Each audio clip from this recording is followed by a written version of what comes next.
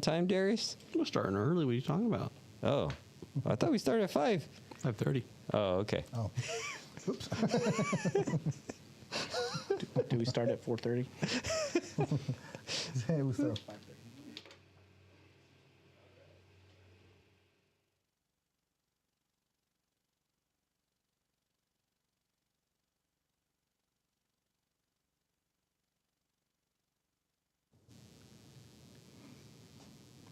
All right, everybody. Welcome to Ministry Matters. I have my friend here, Casey Schaubschlager. How you doing? He is Thank our you. guest today, and my brother Adrian here. Yes, we are in the house, and I was not going to try to say your last name at all. Well done, Wesley. Well done. Well done.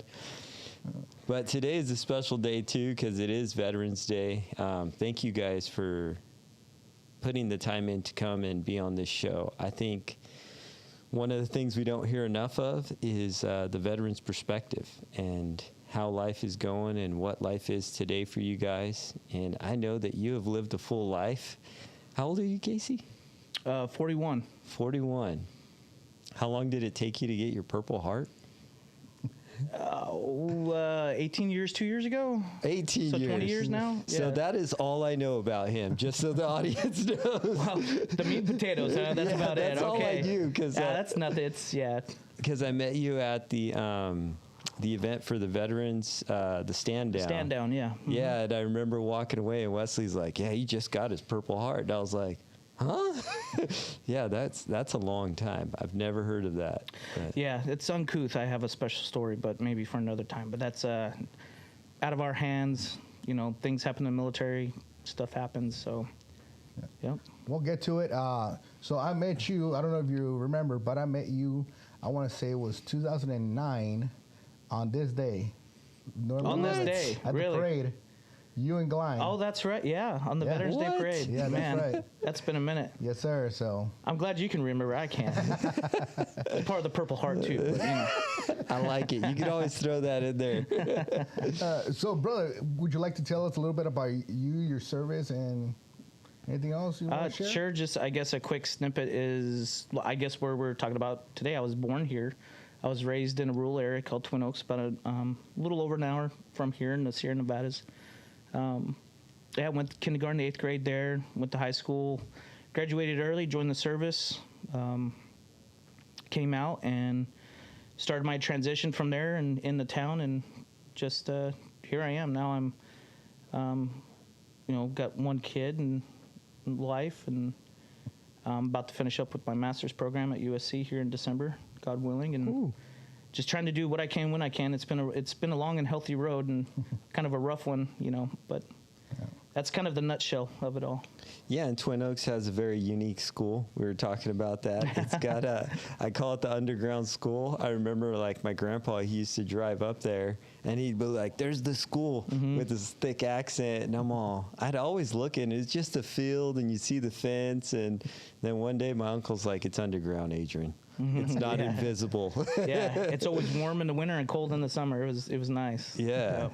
Yeah, it's really, I wonder what motivated them to build that school underground. Like, because the water table is really high in Twin Oaks. There's a creek that runs through there. Yep. So it's wild. Yeah, I don't know. The plaque says it, but I can't remember it. So. Great times, though. That's good. So Casey, going back to your service, you were what branch? Yeah, when sorry. Did you go in and Yeah, I was. Where'd you go? I went in at 17. I was in from 2002 to 2006, United States Marine Corps. I worked with John here as a 8152 under the NSA for a couple years, and then we split up and went to our grunt unit, and I was with Golf 25, which is an infantry unit, as a gunner, and I was in there from 04 to 05 in Ramadi, and then I was injured in 05, came home with my unit. I was put in Balboa Naval Hospital, and I was medically retired in 2006. wow. Oh, man. And what kind of injury did you sustain in? Well, a lot of us sustained a lot of things, daily. I guess the one that really put me out was a triple stack 155 shells, so 3 artillery rounds basically buried in a curb that Someone with really good hand-eye coordination decided it was my turn and lit up my vehicle in the middle of the night, about 1 o'clock in the morning, coming back from a raid. And I just traversed that side too, and we had soft shell Humvees, not a whole lot of armor. I think I just had a front plate on my gun, and that was it. So I took the brunt of it. The whole right side of my body pretty much took the brunt of it. You know, and then the concussion and everything, like, I really remember just seeing orange and yellow particles in a flash go past me, and then I was out. I was just done for, to me it seemed like a week, but it was probably 2 days, 2.5 days from that. And after action reports and things I got to read was quite intriguing because I don't remember any of it. So it was, you know, it was a well-coordinated ambush. It was right on us. So they executed very well, but my team had to work through it, rig for tow, drag us through. I was put on my gunny's back, and he ran to the base aid station kind of thing. Yeah, so. On his back? Yeah, he's a big dude. I was like, yeah, is he's it seen John pictures. over there? No, he's bigger than John. Yeah, he's massive. Wow. But yeah, it was a lot happened. So I'm very fortunate, very grateful for having those folks protect us, not only by, you know, fields of fire, but, you know, the corpsman and the surgeon, everybody helped me out. So just a lot of, going back to your original question, I'm an outreach guy, so I can ramble on. You got to cut me off. No, go ahead. So a lot of traumatic brain injury. Obviously, sensorial hearing loss contributes to most deafness. It's not black anymore. A lot of broken bones. I have some cracked ribs, right cracked arm. A lot of internal injuries, nerve damage. My feet were messed up. Just a lot of things that happen. Yeah. Yeah. Oh man. How many hip replacements have you had? I haven't had a replacement yet, but okay. I've had 1, 2, 3, 4 hip surgeries. So they have to do reconstruction on my left hip, and that was blown out of place and been reconstructed. But I'm an active person. It doesn't look like it on camera, but I'm an active person. I wear it down, so I have to go in every 3 to 4 years to have it reevaluated. And it's starting to give me problems now, so probably next year I'll be reevaluated. They'll start that process again. But when I turn 50, that's when I can have my first one. And it's a VA thing, you know. So just waiting out my time and trying not to mess up anything else in the process. So what do you do now? Because I seen you at the stand down. What is your line of service that you serve in now? Well, currently, because of school, I'm 3 to 4 days a week at Hoffman Hospice, providing a lot of programs that they do as a social worker. So not only for like their veteran patients, but pediatrics, patients in facilities, at-home care, things like that. And I work with the integrated team doing that, like a chaplain, a doctor, and nurse, other social worker who's my supervisor. But my primary job before all that was, and still is, Wounded Heroes Fund. It's a small nonprofit here, created about 14 years ago. Marines can't math, you know, so roughly about 14 years ago. And we try to service veterans and their families in Kern County in any way, shape, or form that we possibly can with the assets that we have. Okay. So because of the people of Kern County donating to us and not a lot of big government grants, we're able to use that money how we can with certain programs and things that do benefit, but also like food program, grants provide like, hey, I need a washer and dryer, new tires on the car, back pay on PG&E and help. But we also are like the hub of a spoke wheel that is really integrated in the community with many different organizations. So our thing is like we're a conduit for the veteran family, and we don't want to reinvent the wheel. We want to create handshakes with those that already do these things for veterans or can do. So we don't want to keep it in-house or make it our own. You know, we want to help provide that with these organizations too. So the handoff and the handshakes are just as good as well. All right, I got a question for both of you. Wesley told me about this secret organization called the Ruptured Ducks.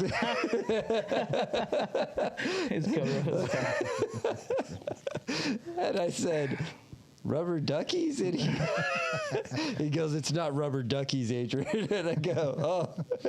We just got done with our yearly annual camp out, and a lot of folks flying from around the country. That's Navy integrated, and it's just a great time to celebrate. You know, if they're not here locally for like monthly meetings and things, it's a great time to celebrate 4 days of just a lot of camaraderie and tears and stories and hugs and love. And, you know, I always ask him, he couldn't make it, so I'm always asking Wesley, hey, I need a prayer, man. I need a dinner time prayer. These guys are going through this, so I need a prayer for them.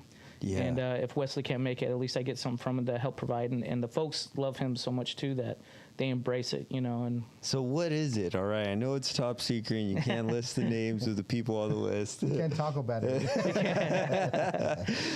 But how did you guys come up with the name Ruptured Ducks? it's a 501c19, so it's a combat veterans organization. We just stay within ourselves because a lot of us are working. We can't really put forth a lot of effort to make it something large. Yeah. But we try to do what we can when we can, especially socially and recreationally. But the ruptured duck is actually a slang term for the pin that we wear. It's a eagle and a wreath. And just, like there. And this. Yeah. what coined that was there's a famous actress in World War II, because in World War II there's clothing shortage, so a lot of service members still had to wear their uniforms while they're out of the service. A lot of times if they didn't have that pin or that patch, you know, the SPs or military police, they would say, hey, you're UA, you need to go back to duty. And they had to prove that they weren't in anymore because they're still wearing their uniforms. Okay. So they wore that pin or patch, and they wore it with pride. Like, they can go in and out through the gates. They can do things as a civilian, but wear their uniform and not be in trouble for it. But an actress back then, I can't remember her name, but she said once service members got that pin or patch, it looked like a duck taken off the water. They couldn't get out fast enough. So they called it the Ruptured Duck after that. And actually, Doolittle's plane, Jimmy Doolittle's plane, has Donald Duck with two crutches, you know, behind him, and it's named the Ruptured Duck when he bombed Tokyo. Okay. So right after Pearl Harbor. So Oh, I didn't know that either. That's cool. Well, And I'm that a makes member. total sense. Because, man, the whole Ruptured Duck thing, all I could think of it, because I remember seeing something with a little yellow duck, and I go, is it that? no. Yeah, it's actually eagle and wreath, but it's just one of those things we hold dear. You know, we're all That's ruptured at some awesome, point. man. Yeah. And it's such a special organization. You know, we have people like John. He's over there in the background. He doesn't want to come on camera, but you know, people like John come from Louisiana once a year just for this. You know, it means that That's much awesome. to people. And we have 2 nights of ceremonies, and you know, there's a lot of things that mean a lot to us, and the colors we wear, like OD green and black, really represent, you know, our service history and what we're mourning and what we're carrying on our backs. You know, and in the memoriam and our slogan, "Our brother's keeper." You know, we really hold that dear because we're trying to live life, and we remind each other once a year to live life for those who can't, who Yeah. cannot be here. And that's important for us because our group has worked since 2011 somehow, some way, to help prevent loss of life. We have, you know, maybe a hiccup, you know, but it's working. And that's still one of the most prevalent things across the board is suicide. And Yeah. that's one of the things that we try to hold dear and make it a big thing every year. That way we can see our brothers come back. And a couple close death encounters at the camp I was At going. the camp, That was- yeah, Yeah. exploding cannon, you know, a forest fire. But it's all smoothed out. You know, that was a long time ago. Yeah. Details. Yeah. Guys are even saying, man, hilarious. it's like we get older. You know, we use less ammunition, and we're more intrigued with horseshoe competitions and stuff. So, What? Yeah. So I mean, it's Tannerite. Yeah, that was the reason of the fire. That's Yeah, all I hear Tannerite, about. But man, that's awesome because you know that's like one of the things me and Wesley try to do is just spend time with each other and with the guys because I think at the end that does rescue a lot of people because you don't know how long somebody's been sitting in their house alone. You don't know how long somebody has not gone out to lunch with somebody else, you know, or on Sunday, you know, all the churches have the veterans stand up and they honor them, right? And they should. And my comment to the audience was like, you know, veterans like steak dinners too. So, yeah, I know everybody likes to say thank you for your service, but steak dinners are really nice and they like those too. So if you ever get the privilege Yeah. of taking one to dinner, you know, hey, let's go have dinner. Because that matters too, right? Yeah, and you know, just you bring up a good point too. I mean, even like our circle too, that's tight and that's close. But we try to include a lot of other folks to get in that circle as well. Even at Wounded Heroes Fund, you know, we tried to create these circles or these bonds. Even if it's one backpacking program and they come back after 5 days, I've seen these groups stay together after that backpacking help each other move. You know, they have dinners at their houses and stuff. So any circle that we can provide and help spread that circle out, just like you're saying about church and God and spirit, it's all benefit in my eyes. And like you say, after COVID, our government told us to stay in our house, don't go anywhere. What do you think veterans are doing with severe PTSD already? Oof. And they're telling them to do the same thing. So we did everything we could to prevent that.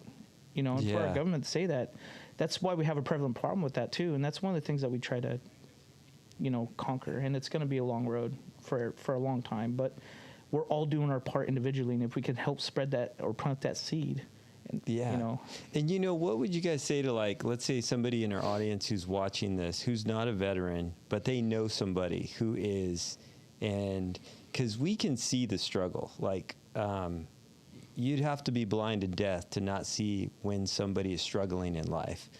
What's something they can invite that person to? Because the holidays are coming up real fast. Like, what can they do to try to help that person come back?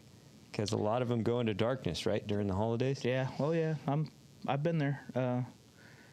I'm not perfect either, but I don't have the answers either. But I would say, I mean, at least read the room, you know. And I personally like the phrase "welcome home," and what I've learned through higher education or what we've done in the past since Wounded Heroes Fund, Rupture Duck, anything. Sometimes somebody just needs a hug.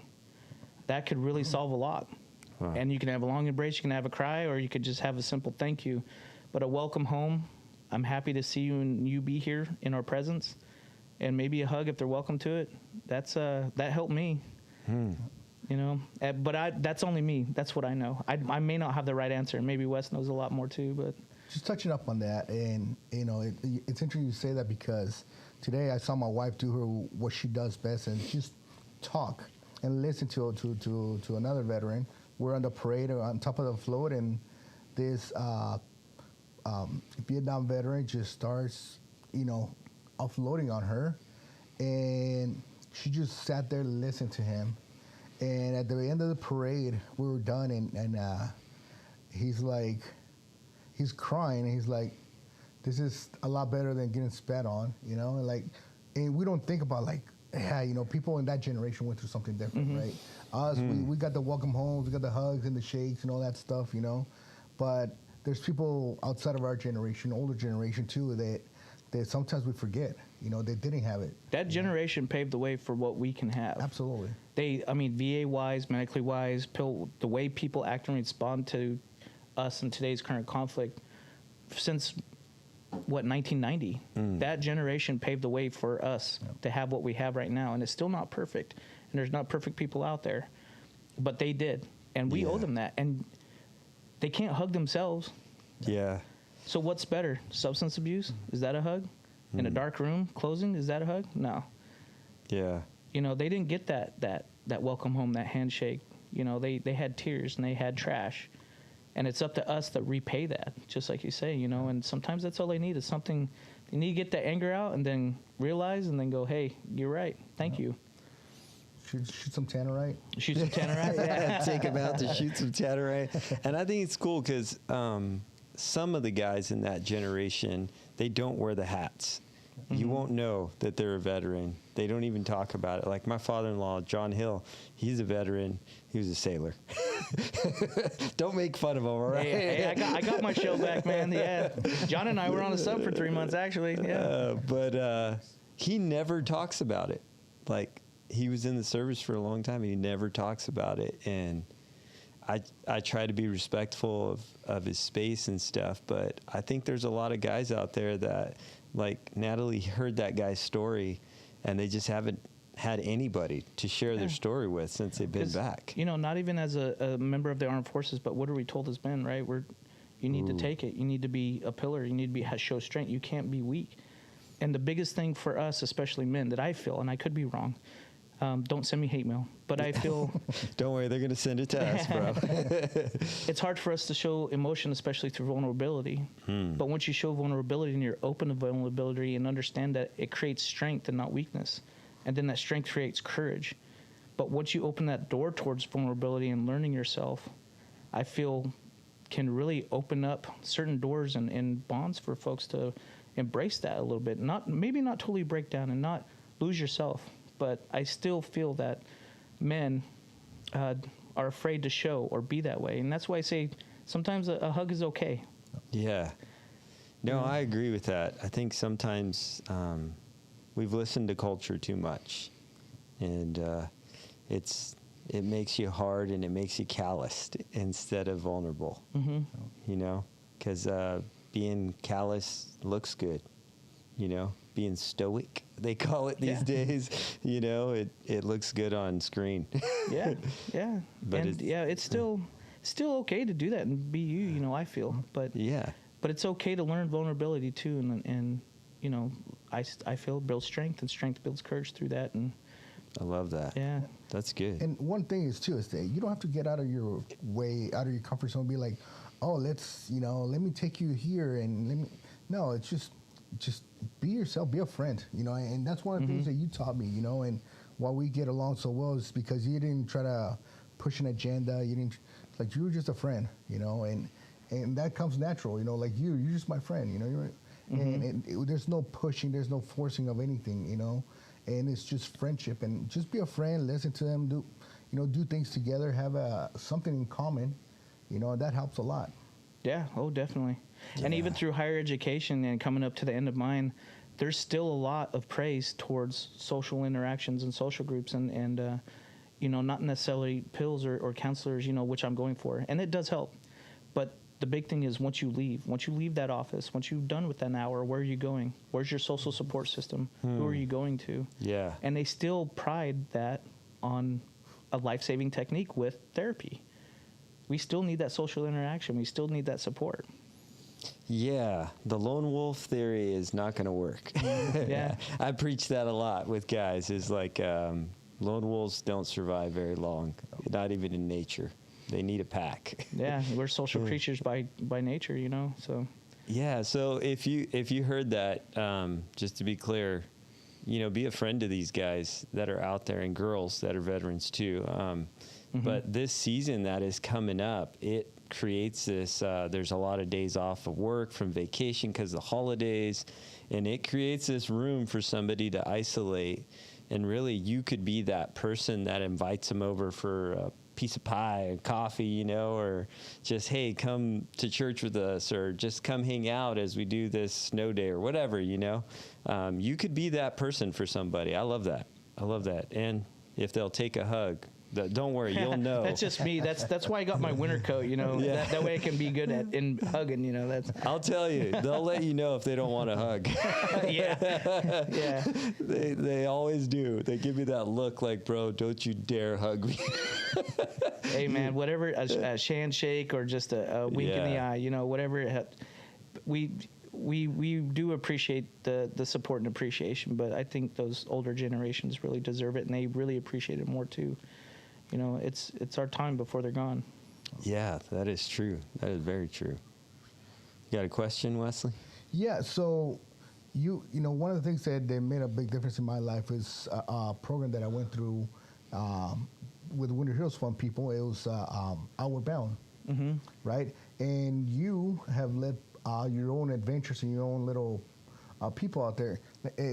What is your experience on taking people out there like that and doing those kind of adventures? Yeah, Outward Bound really made me do a 180. I mean, Joe, he kept trying to get me to go, and I said, no, it's a bunch of granola chewing hippies, and they're gonna hang me from a tree and beat on some drums. But oh man, you know, I was a intern and a co-instructor for almost 7 years with Outward Bound, doing veteran programs, both co-ed, female groups and male groups, just strictly on the veteran side to help bridge that gap between civilian knowledge and veteran knowledge, and help, you know, bridge that, because it can be hard, especially when those are going through transition.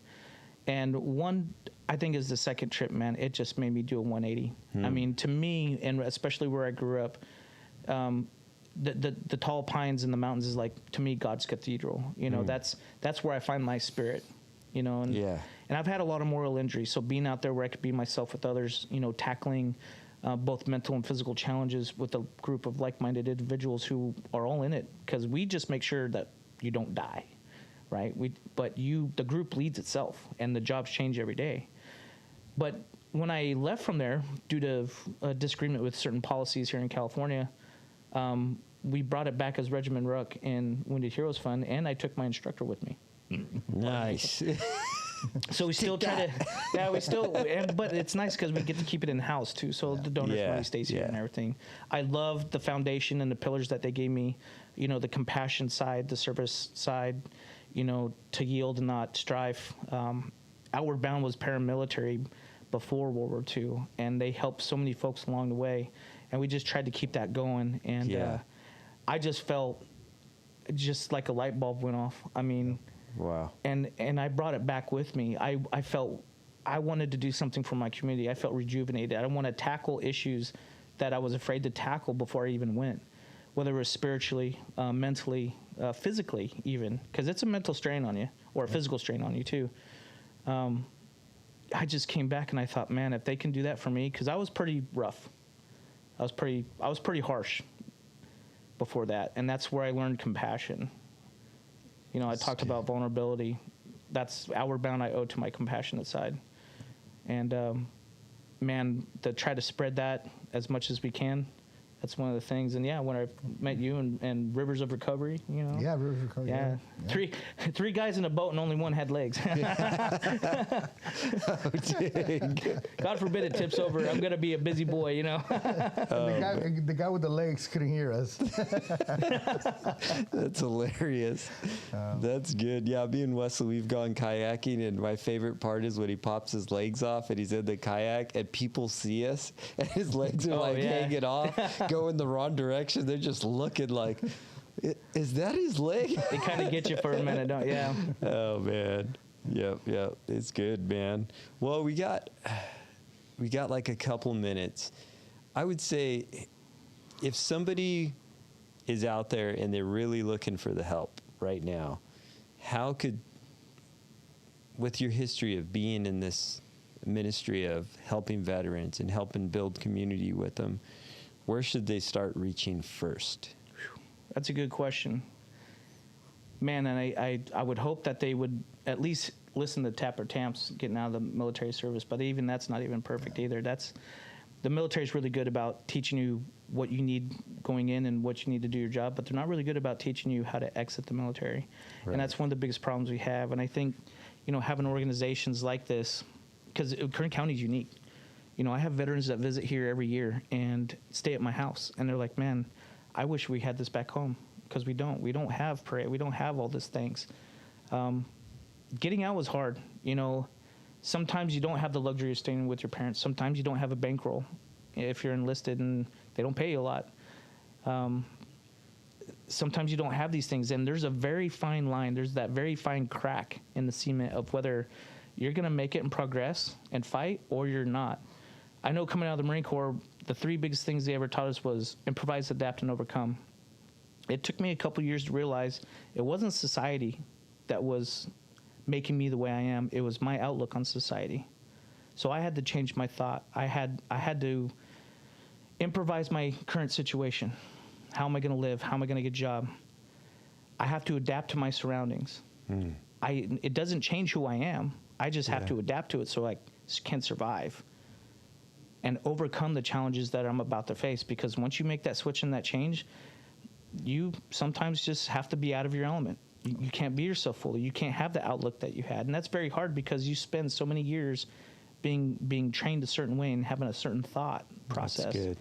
And you have to use these things to adapt to your current situation. If we were good at that in the service, we can do that here. It's just a different fight. It's a different atmosphere. It's a different environment.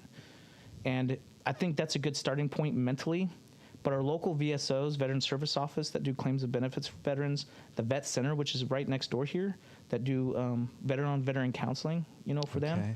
I'm going to step on my stool and say the Wounded Heroes Fund, because they turned me around. They helped me. Yeah. I owed my mortgage for like 2 months. I had no groceries. I had no job.